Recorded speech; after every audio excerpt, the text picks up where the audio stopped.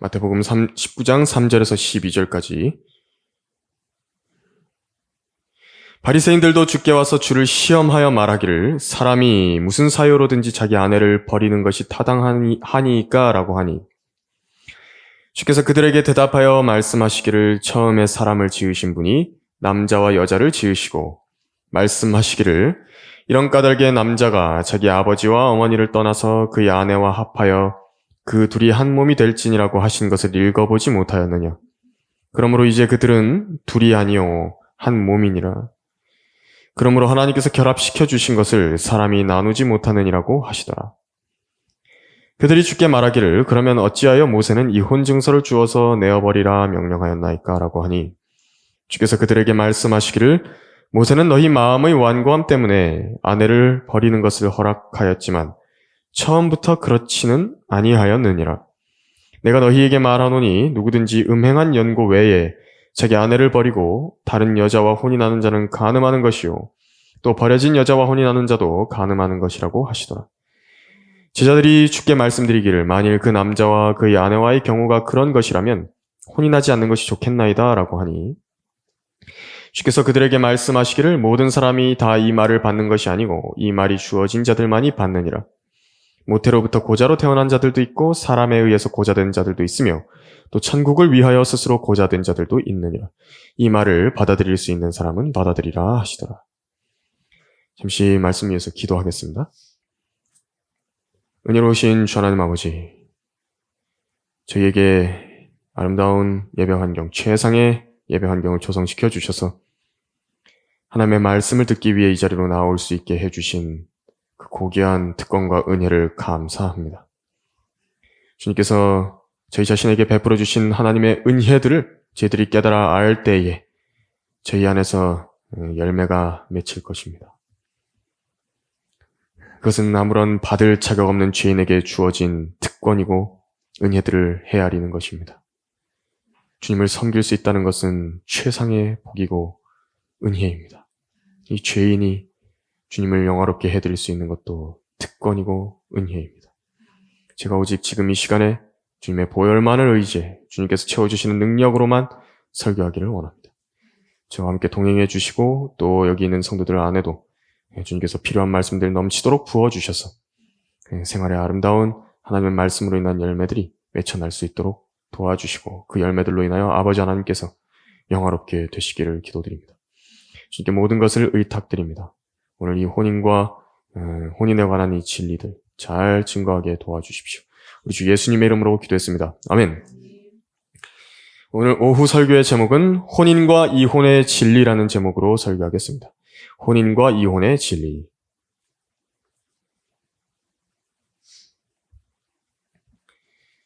이 로마 카톨릭에서는 혼인의 성사를 언제 교리적으로 성립을 시키냐니까 이때부터가 혼인이다 라고 성사를 시키는 때가 있는데 그게 언제냐니까 혼인 예식 중에서 그 둘의 동의를 공개석에서 표명하고 서약을 교환하는 순간에 혼인이 이루어진다라고 정합니다. 특히 예식에서는 원칙적으로 그들의 성직자들 중에 2명 이상의 증인이 참석을 해야 된다라고 합니다. 물론 이는요, 오늘 설교에서 살펴보겠지만 성경적 혼인의 의미와는 다릅니다. 그런데 이런 교리에 있어서 이런 교리를 가진 카톨릭에서 생긴 문제가 무엇이냐니까 오늘날에는 이혼을 너무 많이 하지 않습니까? 이혼을 많이 하는 때인데 이 민사적으로 이혼 소송이 이루어져서 재혼한 경우에 카톨릭에서는 첫 번째 서약은 깬 것으로 여기지 않기 때문에 민사적으로 해결이 됐다고 생각하기 때문에 자기들의 성직자들 가운데서 이렇게 서약을 했던 것은 유지된다라고 여기는 것입니다. 그래서 재혼한 카톨릭 신자들은 아까 봤던 그 성체 성사에 참여할 수 없습니다. 그런데 이게 재혼하는 사람들이 너무 많아지니까요. 이게 성체 성사에 참여하는 그 신도수도 막 줄어버리는 것입니다. 그래서 이것을 허용하는 특별한 교리들도 또 요즘에는 개발해서 이것을 피해준다고 합니다. 그래서 아까도 살펴보았지만, 미사 때, 일종의 예배 의식이죠. 카톨릭의 예배 의식인데, 그 시간에 맞춰서 함께 그 빵과 포도주를 나눠 마셔야 되는데, 이것을 받지 못하기 때문에, 그 재혼한 사람들이 아주 두려워하는 것입니다. 자신들이 연옥에 가는 것이 아닌가 하고, 저주받은 것이 아닌가 하고, 두려워하는 것입니다. 요즘에는 이 교리도 좀 완화가 됐답니다.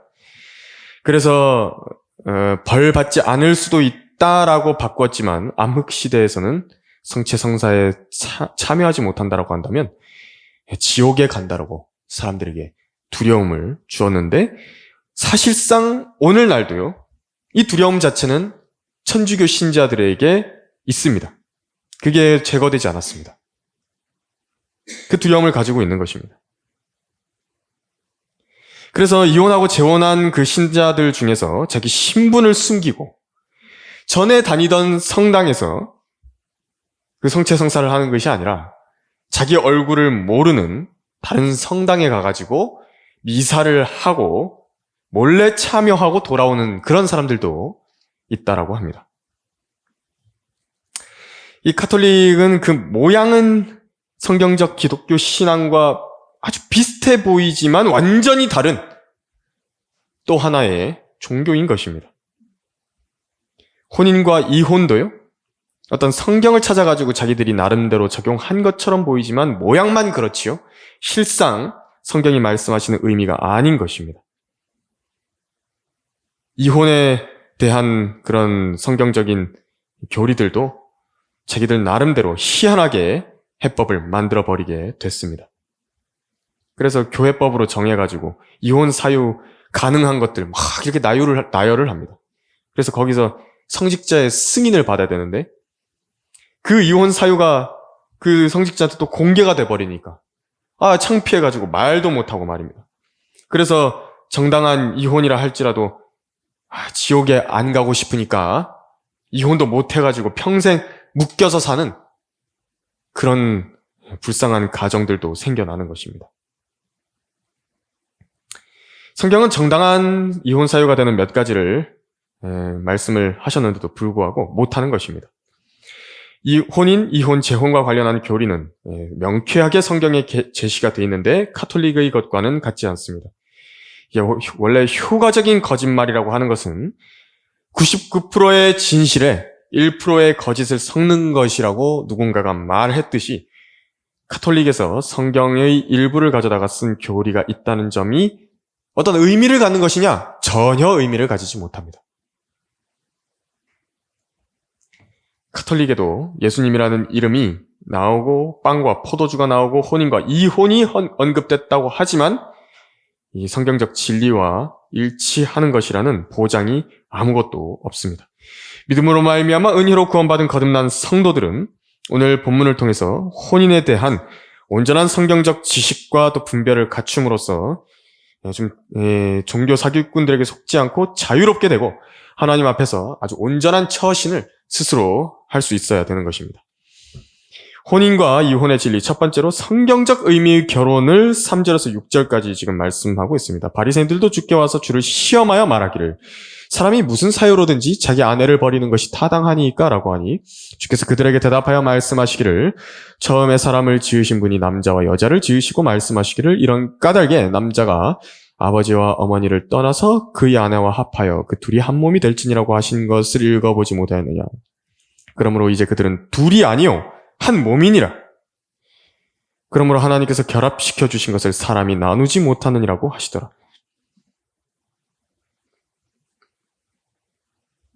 제가 고등학생 때였는데 서울에 그 월드컵 공원이라고 있습니다. 거기서 이제 복음을 전하고 있었는데 한 청년이 저에게 와서 물었습니다. 이건 좀 민감한 이야기인데 물어봐도 되나요? 하면서 혹시 어떤 남자가 잠자리를 같이 한 여자가 있으면 성경적으로 반드시 결혼을 해야 맞겠죠? 라고 물어봤습니다. 본인 이야기하는 것 같았습니다. 모른 척하고요. 하나님의 기준은 결혼식을 해야 결혼이라고 말씀하신 적이 없다 라고 답변을 해줬습니다. 혼인신고를 해야 결혼이라 이렇게 말씀하신 적도 없다고 말해줬습니다. 그것은 인간의 기준인 것이고 하나님의 기준의 혼인이라는 것은 동침했으면 그 육체의 결합이 혼인을 말씀하는 것이라고 말해줬습니다. 그러니까 성경적 의미에서 남녀 두 사람의 동침이 이루어졌다. 그럼 그것이 혼인입니다. 가톨릭이 말하는 서약의 혼인이 아닙니다. 세상에서는 이런 진리를 가리고 자기들의 정욕을 충족시키기 위해서 자유연애라는 개념을 도입을 했는데요. 결혼과 동침을 분리를 시켰습니다. 그래서 하나님의 기준으로 세상을 바라보게 되면 얼마나 많은 간음이 있고 하나님께서 정하신 혼인의 틀을 깨버리는 일이 많은 것인지를 알아야 됩니다. 이혼 전문 변호사들도 이야기를 합니다. 남녀 간에 강력한 사회적 관계를 형성하는 결혼 곧 혼인신고는 하지 말고 자유연애, 동거를 추천하는 사람들도 있는 것입니다. 즐길 것만 다 즐기고 서로 합의하에 만났다가 헤어지고 하는 무질서가요. 사회 전반에 만연해 있는 것이 바로 지금 이 악이 가득 찬 세상입니다. 예수님 당시에도 사례가 나옵니다. 그래서 예수님께서 요한복음 4장에서 만나셨던 사마리아 여인, 그 여인이 바로 이런 여인이었습니다. 예수님께서 그 여인에게 내 남편을 이리 데려오라고 말씀하셨는데 그 여인이 나에게는 남편이 없나이다 라고 답변을 했습니다. 그래서 그 여인에게 그 말이 사실이라고, 너에게는 남편이 없다라고 그렇게 말씀을 하셨는데 누구도 그녀의 남편이 아닙니다. 누구도 그녀를 책임져 주지 않습니다. 누구도 인생의 반려자로서 사랑해주고 아껴주고 어려울 때에도 함께 어려움을 헤쳐나갈 그런 사람은 없는 것입니다. 나에게는 남편이 없나이다 라고 한 그 사마리아 여인의 말에서 얼마나 큰 쓸쓸함을 느끼게 되는 것입니까? 죄의 종국입니다. 그것이. 죄는 사탕처럼 잠깐 달콤할 수는 있어도 그 끝은 공허이고 사망입니다. 자기의 잠깐의 즐거움과 쾌락을 위해서 이 사람 저 사람과 마음대로 동침을 했다 하더라도 그 사람의 인생에서 남는 것은 이제 어느 누구도 남지 않는다는 것뿐입니다. 그저 일회용품 같은 사람이 된 것이죠. 이런 비참한 최후를 누가 알려주었단 말입니까? 인간의 그 육체가 느낀다고 한다는 그 신경 말단의 잠깐의 쾌락과 육체의 만족, 그 후에는 하나님께서 정하신 기준에서 한참을 벗어난 만큼 죄로 인한 대가를 그 온전히 그 자신이 이 생에서 받았어야만 하는 것입니다. 또 본문에서는 결혼의 의미를 지금 말씀하셨죠. 이런 까닭에 남자가 자기 아버지와 어머니를 떠나 5절에서 그의 아내와 합하여 그 둘이 한 몸이 될지니라고 말씀하셨습니다. 자기 부모를 떠난다 이렇게 말씀하셨습니다. 독립된 한 가정과 그 한 개체로서 독립을 하게 되는 것입니다. 떠나게 되는 것입니다. 더 이상 부모의 주관을 받을 수 없습니다. 그 가정의 머리는 더 이상 남편의 아버지나 어머니도 아니고 아내의 아버지나 어머니도 아닙니다. 계속해서 부모의 터울 아래서 간섭을 받는 것은 성경적인 가정이 아닙니다. 경제적으로도 독립하고 정신적으로도 독립하고 영적으로도 독립을 해야 됩니다. 아내의 머리는 이제 아버지에서부터 남편으로 옮겨집니다. 그래서 순종의 대상이 바뀝니다. 영적으로도 더 이상 간섭이 불가능합니다. 그래서 부모가 언제까지 너 성경 읽었냐 안 읽었냐, 기도했냐 안 했냐, 예배 드렸냐 안 드렸냐, 언제까지 그렇게 부모가 간섭을 하겠습니까? 독립하기 전까지 경건의 훈련과 또 그리스도인으로서의 그 온전한 습관이 잘 몸에 배어 있어야만 하는 것입니다. 이렇게 독립한 두 사람이 결합하여 한 몸이 되는 것인데 하나님께서 맺어주신 관계는 바로 사람이 분리시킨다고 해서 임의로 분리할 수 없습니다. 하나님께서는 두 사람을 한 몸으로 보시는 것입니다. 그리스도인이 믿지 않은 사람과 결혼했다 해도 그것은 한 몸입니다. 물론 이런 관계는 하나님께서 묶으신 것이 아니고요. 그들 자기들끼리 원해서 묶은 결합입니다. 때때로 하나님께서는 그분이 원하시는 결합을 하지 않았던 경우에 찢어내시는 경우가 있습니다. 때로는요. 아브라함과 하갈의 결합이 그랬습니다. 창세기 21장 10절에서 21절까지 말씀에서. 또 반대로 음행으로 인해서 찢어졌던 관계도 다시 결합하게 하시는 특별한 경우가 있는데 바로 호세아의 경우에도 그랬습니다. 근데 아주 특별한 경우에 그렇다는 말이죠. 기본적인 하나님의 뜻은 하나님께서 원하시는 온전한 결합입니다. 믿음 안에서의 결합이고 하나님을 두려워하는 사람들끼리의 결합을 1차적으로 원하십니다. 혼인과 이혼의 진리 두 번째로 성경적 의미의 이혼이 지금 나오고 있습니다. 7절에서 9절인데요. 그들이 주께 말하기를 그러면 어찌하여 모세는 이혼 증서를 주어서 내어버리라 명령하였나이까라고 하니 주께서 그들에게 말씀하시기를 모세는 너희 마음의 완고함 때문에 아내를 버리는 것을 허락하였지만 처음부터 그렇지는 아니하였느니라. 내가 너희에게 말하노니 누구든지 음행한 연고 외에 자기 아내를 버리고 다른 여자와 혼인하는 자는 간음하는 것이요 또 버려진 여자와 혼인하는 자도 간음하는 것이라고 하시더라. 그렇기 때문에 1차적으로 이혼은 하나님의 직접적인 뜻에는 어긋납니다. 1차적으로요. 구약의 율법 시대의 모세에 의해서 이스라엘 민족에게 허용되었던 이혼은 사람의 완고함 때문에 허락되었다라고 지금 말씀하고 있는데 처음부터 그렇지는 않은 것이라고 예수님께서 말씀을 해놓으셨습니다. 그런데 사람이 얼마나 완고한지요? 그것이 얼마나 지독한지 이혼을 허락을 하셨겠습니까? 그러니까 이 이혼의 성경적 정당한 이혼 사유에 해당하지 않는 어떤 다른 변심의 이유에 의한 것을 지금 말하는 것인데 이런 이혼도 사실 허용이 돼서는 안 되는 것인데 얼마나 사람들의 고집이 센지 하나님께서도 율법의 모세의 권한으로 그것을 허락하신 것입니다. 인간 관계라는 것은 그렇게 어려운 것입니다. 싫은 사람이랑 같이 못 산다고 고집 부릴 때에 하나님께서 이렇게 모세의 법에다가 허용하실 정도니까 말입니다. 이 성경적인 이혼의 사유, 성경이 인정하시는 이혼 사유는 세 가지가 있습니다. 첫째로는 배우자가 죽은 경우에 그렇습니다. 그러므로 남편이 살아있는 동안에 다른 남자와 혼인하면 간음한 여인이라 불리지만 그녀의 남편이 죽으면 그 법에서 해방되므로 다른 남자와 혼인하더라도 간음한 여인이 아니니라. 로마서 7장 3절에서. 하나님은 자비로우신 분이십니다. 이 힌두교에서는요, 원래 과부가 남편의 장례 때에 함께 죽어야 되는 관습이 있었습니다.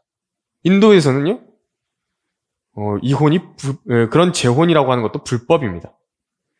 근데 이제 오늘날의 인도에서는요, 이렇게 장례 때에 과부를 함께 죽이는 것은 불법이라고 합니다. 그런데 일부 보수적인 지역에서는 여전히 과부들의 재혼이 금지되어 있다라고 이야기합니다. 우리나라의 그 유교의 그 열렬 사상도 있죠. 그런데 이것이 이제 남편이 죽은 후에 다른 남편과 재혼하지 않는 것도 일종의 열렬하고 해서 그렇게 하는 것이 굉장한 사회적 덕목으로 여겨져서 재혼하고 싶은데도 못하는 사람들도 많이 있는 것입니다. 하나님께서는 사람의 한계를 아시기 때문에 재혼을 금하지 않으셨습니다. 나중에 한번 보시면 됩니다. 고린도전서 7장 28절과 디모데전서 5장 11절에서 14절입니다. 그러니까 디모데전서 5장 11절에서 14절은 사실 과부에 관한 말씀인데 거기에서 이제 문맥을 좀 잘못 읽은 사람들이 이것이 젊은 여자들이 혼인하는 그런 부분들만 처녀들이 혼인하는 부분들만 이렇게 생각을 하는데 사실 과부에 관한 문맥입니다.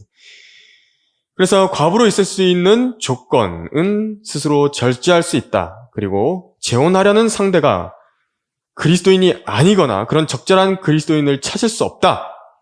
그리고 혹은 스스로가 잘 처신할 수 있다. 한다라고 한다면 과부로 남아있을 수 있다라고 성경은 말씀하고 있습니다.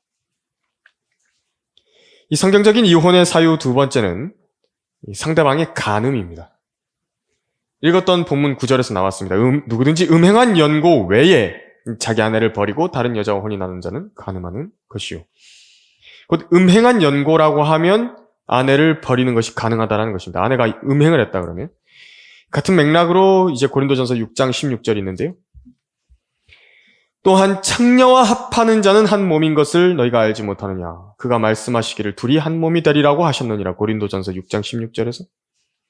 그러니까 한 아내인 남편이라고 하는 사람이 창녀에게 들어갔다라고 한다면 기존의 아내와의 결합을 강제적으로 찢어버린 것입니다.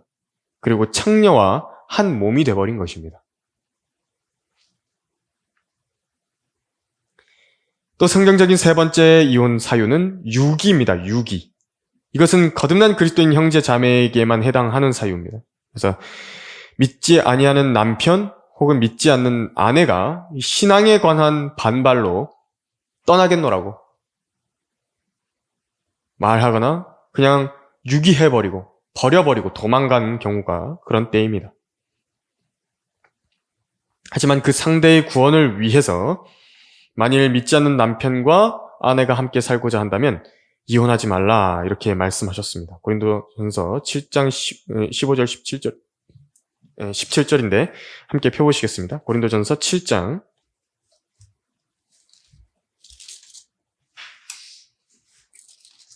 15절에서 17절입니다.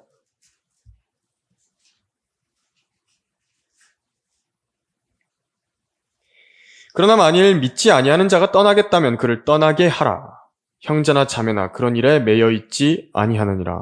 그러나 하나님께서는 우리를 화평으로 부르셨느니라. 오 아내여 네가 네 남편을 구원할지 어찌알겠으며 오 남편이여 네가 네 아내를 구원할지 어찌알겠느냐. 오직 각 사람은 하나님께서 나눠주신 대로 각 사람은 주께서 부르신 대로 그대로 행하라. 내가 모든 교회에도 그렇게 지시하노라. 그러니까 하나님께서 16절에 보니까 아주 예의주시하고 계신 부분이 있는 것입니다. 이것을 하나님께서 바라십니다. 구원받지 않은 가족들이 있을 때 내가 구원받지 않은 아내와 결혼했다, 남편과 결혼했다 했을 때 그렇게 내가 살고 있다고 했을 때 나로 인해 가족을 구원할 수 있다는 점입니다. 성경이 그렇게 말씀하고 있습니다. 네가 네 남편을 구원할 수 있다. 네가 네 아내를 구원할 수 있다. 이렇게 말씀하신 것입니다. 예수 그리스도 우리 주를 믿게 할 수 있는 가능성이 열려있기 때문에 하나님께서는 그 가정을 아주 예의주시하시는데 구원받은 한 사람이라도 그 구성원 중에 포함되어 있다고 한다면, 있는 가정이라고 한다면 하나님께서 따로 떼어내서 아주 유심하게 바라보고 계신 것입니다. 이것을 거기 고린도전서 7장 14절에서 거기 위의 절이죠. 거기서는 이 거룩하게 된다라는 표현을 했는데 그 거룩하다는 표현이 바로 이 따로 떼어냈다라는 표현입니다. 이 거룩하다는 것은 가족 전체가 자동적으로 거룩해져서 구원받는다라는 말이 아니고요. 따로 구별해서 보신다는 의미에서의 거룩함입니다. 하나님께서 바라시고 기대하시고 계신 것이 이 부분입니다. 내 가족들의 구원, 믿지 않는 남편과 아내, 자녀들을 나의 입을 사용해서 복음을 전해서 내가 구원할 수 있게 하시는 것을 기대하고 계십니다. 그냥 내 아내가 시키니까, 내 남편이 시키니까, 내 어머니 아버지가 시키니까 대충 예수님 믿은 척한 거 말고 그 사람의 마음을 진심으로 주님께로 돌리려면 무엇이 필요한 것입니까? 얼마나 진지하고 열렬한 기도가 필요하겠습니까? 하나님의 도우심이 없이 어떻게 그런 기적이 일어나겠습니까? 문제는 이 가족들에게 복음을 전하는 그 당사자가요, 그 생활부터가 하나님의 말씀에 의해서 아름다운 열매와 간증을 내세요 바로 잡혀져야 될 때에 또 될까 말까 한 일입니다. 매우 어렵습니다. 혼인과 이혼의 진리 세 번째로, 혼인에 대한 태도를 성도들은 어떻게 가져야 되는 것이냐. 그래서 마태복음 본문에서 다시 보면 19장, 마태복음 19장 10절에서 12절에서 이렇게 말씀하셨습니다. 제자들이 주께 말씀드리기를, 만일 그 남자와 그의 아내와의 경우가 그런 것이라면 혼인하지 않는 것이 좋겠나이다 라고 하니 주께서 그들에게 말씀하시기를 모든 사람이 다 이 말을 받는 것이 아니고 이 말이 주어진 자들만이 받느니라. 모태로부터 고자로 태어난 자들도 있고 사람에 의해서 고자된 자들도 있으며 또 천국을 위하여 스스로 고자된 자들도 있느니라. 이 말을 받아들일 수 있는 사람은 받아들이라 하시더라 라고 말씀하셨습니다. 이 혼인이라는 것은 아주 귀한 것이고 둘이 한 몸이 되는 것이기 때문에 인간의 어떤 종이 쪽지 같은 것으로 혼인증서, 이혼증서 같은 것으로 결합되고 분리되는 것이 아니라는 점을 주님께서 앞선 이제 본문에서 말씀을 해주셨습니다. 이제 제자들은 바리새인들에게 답변하신 주님의 답변을 다시 한번 묻고 있는데, 왜 이런 지금 말을 하냐니까 제자들이, 만일 그 남자와 그 아내와의 경우가 그런 것이라면 혼인하지 않는 것이 좋겠나이다. 이 말을 왜 하냐니까, 이렇게 강력한 결합이 이루어지는 것에 대해서 두려움이 드는 것입니다. 그래서 이렇게 되면 이 정도라면 혼인이라는 것을 하지 않는 편이 낫지 않겠냐고 지금 그렇게 묻고 있는 것입니다. 어떤 문제에 있어서요. 특히 하나님의 일을 수행해 나가려는데 또 어떤 또 다른 이런 여건상의 문제가 있어서요. 결혼 생활이 걸림이 될 수 있는 것인데, 혼인이 마음대로 떼었다가 붙였다가 할 수 있는 것이 아니기에 이런 두려움이 제자들에게 들었을지도 모르겠습니다. 이런 혼인에 대한 하나님께서 보시는 관점에 대한 지식을 알고 있는 사람이라면 누구라도 결혼하기 전에 자신의 선택이 어떤 책임까지 수반하는 것인지 깊고 진지하게 숙고하게 될 것입니다. 저도 그런 두려움이 몰려오기도 했습니다. 이 선택이 결코 무슨 호떡 뒤집듯이 막 이렇게 뒤집고 저렇게 뒤집고 할 수 있는 것이 아닌 것입니다. 그런 불가역적인 일임을 숙고해 보았을 때 내가 왜 이 혼인을 하는 것이냐에 대한 뚜렷한 하나님의 뜻을 확신하지 않고서는 이거 도저히 할 수 없겠는데? 그런 생각이 들었습니다. 나한테 이 사람이랑 혼인하라고 하나님께서 붙여주셨다. 이런 확신이 없이는 이런 것을 알고 있는 이상에는 마음대로 이게 내가 한 몸이 돼버린 것인데 마음대로 할 수 없는 것인데 또 되돌릴 수도 없는 것인데 그런 두려움이 들었습니다. 또 혼인이라는 것이 실제적인 그 제약을 많이 걸게 되는 것은 사실입니다. 분명히 두 사람인데 주님께서는 같은 한 사람으로 이제 보시게 되는 것입니다.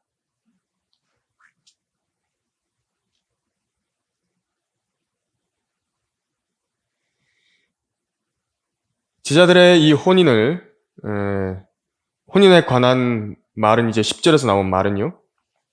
이 혼인을 그럼 안 하는 게 맞지 않냐. 지금 이 질문에 주님의 답변이 이제 11절과 같습니다. 모든 사람이 다 이 말을 받는 것이 아니고 이 말이 주어진 자들만이 받느니라. 그러니까 혼인하지 않는 것 말하는 것입니다. 그래서 혼인은요, 기본적으로 보통의 모든 사람에게 해당하는 하나님의 뜻입니다. 근데 그 중에서도 이제 독신의 은사가 주어진 사람들이 있습니다. 독신의 은사라고 하는 것이. 예를 들어가지고, 태어날 때부터 어떤 호르몬적인 장애라든지 성적인 장애가 있어가지고 혼인을 할 수 없는 그런 남녀 간의 결합이 불가능한 사람이라든지, 혹은 타의에 의해서 혼인의 기능을 하지 못하게 된 사람들, 예를 들면 이제 내시가 있겠죠? 혹은 특별한 목적에 의해 하나님을 섬기는 데 집중해야만 하는 이유가 있어서 하나님의 특별한 부르심이 있어서 혼인이라는 권리를 스스로 포기한 경우라든지 그런 경우들이 있습니다. 이 경우에는 모든 것이 그리스도 안에서 은사가 될 수 있습니다. 바울 같은 경우가 있을 것인가? 거의 없습니다. 그 외에 자기가 어떤 자라온 가정 환경이 이래서 내가 아버지 엄마가 어머니가 이렇게 아름답게 지내는 것을 내가 못 봤다. 결혼하면 별로 좋을 것 같지 않다라든지 아니면 어떤 다른 과거의 아픈 기억들에 의해서 자기가 결혼하기 싫어서 안 한다라는 것은 독신의 은사는 아닙니다. 그런 건 독신의 은사가 아닙니다. 한 사람의 믿음이 곁길로 나가버릴 위험이 있는 것은요, 거룩한 하나님의 사람을 흉내내려는 어떤 사람들이 그 혼인하지 않았다라는 그것 자체를 종교적으로 드러내 보이려고 하는 것이 바로 문제가 되는 것입니다. 그것이 위험입니다. 가톨릭 신부들, 불교도들, 그리고 성직자나 종교인들, 특이한 종교인들 있죠. 그런 사람들에게 혼인을 강제적으로 금하는 교리를 만들어내는 것입니다. 그렇게 해야만 신실한 것처럼, 다른 사람들과는 뭔가 다른 것처럼 신비적이고 영험한 권위를 얻은 것처럼 보이니까 그렇게 하는 것입니다. 하지만 이런 금욕주의를 강조하는 것은 마귀들의 교리임을 성경은 분명하게 적시하고 있습니다. 디모데전서 4장 1절에서 3절까지 이제 성령께서 분명히 말씀하시나니 마지막 때에 어떤 자들이 믿음에서 떠나 미혹하는 영들과 마귀들의 교리들을 따르리라. 그들 자신의 양심이 화인을 맞아 위선으로 거짓을 말하리라. 혼인을 금하고 음식을 삼가라고 명하리니 이 음식은 하나님께서 진리를 믿고 아는 사람들이 감사함으로 받도록 지으신 것이라. 그리고 어떤 사람의 혼인 여부에 따라서 영적 성장의 수준의 척도를 잴 수 있다. 그런 것도 아닙니다. 이런 사람도 있고 저런 사람도 있는 것입니다. 혼인하지 않았어도 그 자신의 시간을 주님을 위해서 더 쓰지 않고 자기 자신을 위해 쓰는 사람들도 많이 있습니다. 혼인을 했어도 그 자신의 시간을 잘 절제해서요. 집안을 돌보는 동시에 주님을 열심히 섬기는 사람들도 많이 있습니다. 얼마나 값집니까? 성경의 권면은 이렇습니다. 고린도전서 7장 29절에서 35절까지인데 제가 읽어드리겠습니다. 고린도전서 7장 29절에서 35절입니다. 형제들아 내가 이것을 말하노니 때가 얼마 남지 않았으니 이제부터 아내가 있는 사람들은 없는 것 같이 하며 또 우는 사람들은 울지 않는 것 같이 하고 기뻐하는 사람들은 기뻐하지 않는 것 같이 하며 또 물건을 사는 사람들은 소유하지 않은 것 같이 하라. 그리고 이 세상을 이용하는 자들은 다 이용하지 못할 것처럼 하라. 이는 이 세상의 형체가 사라져감이라. 그러나 나는 너희가 염려 없게 되기를 바라노라. 장가가지 아니한 사람은 주께 속한 일들을 염려하여 어떻게 주를 기쁘게 할까 하여도 장가간 사람은 세상 일들을 염려하여 어떻게 하면 아내를 기쁘게 할까 함이라. 부인과 처녀와는 차이가 있느니라. 혼인하지 아니한 여자는 주의 일을 염려하여 몸과 영을 다 거룩하게 하지만 혼인한 여자는 세상에 속한 일들을 염려하여 어떻게 하면 남편을 기쁘게 할까 함이라. 내가 이것을 말하면 너희 자신의 유익을 위함이요 너희에게 올무를 씌우려는 것이 아니니 합당히 처신하여 마음에 흐트러짐이 없이 주를 섬기게 하려 함이라. 그러니까 이 구절을 들었어요. 무슨 결혼한 사람이 아내에게 잘 하는 것이 잘못된 것이다. 남편을 잘 섬기는 것이 잘못된 것이다. 그 말을 하는 것이 아닙니다, 지금. 우선순위를 잘 기억하라는 것입니다. 우선순위를 항상 잘 기억해서 마음에 흐트러짐이 없이 주를 섬기게 하려는 목적에서 이 말씀을 하고 있는 것입니다. 혼인한 사람들도 자기 남편이나 아내에게 매몰이 돼가지고 하나님께 마땅히 드려야 하는 시간과 열정을 뒤바꾸어서는 안 됩니다. 독신인 상태라고 한다면 현재 자신의 현실적으로 일하거나 생활하기에 그 유리한 조건들이 있지 않습니까? 다른 사람들 신경 쓸 필요도 없고 가족들 신경 쓸 필요도 없는 그 조건에서 자기를 만족시키는데 너절하게 쓰지 말고 주님을 위해서 쓰라는 것입니다. 헌신적으로 주님을 섬기고 있다라고 한다면 그 사람이 결혼이나 재혼을 못해서 안달이 날 이유가 없다는 것입니다. 성경은 말씀하고 있습니다. 형제들아 각자 부르심을 받은 그 부르심 안에서 하나님과 함께 거하라. 결론적으로 혼인의 필요가 있는 사람이라고 한다면 진지한 기도 가운데서 자신의 독립을 준비를 해야 됩니다.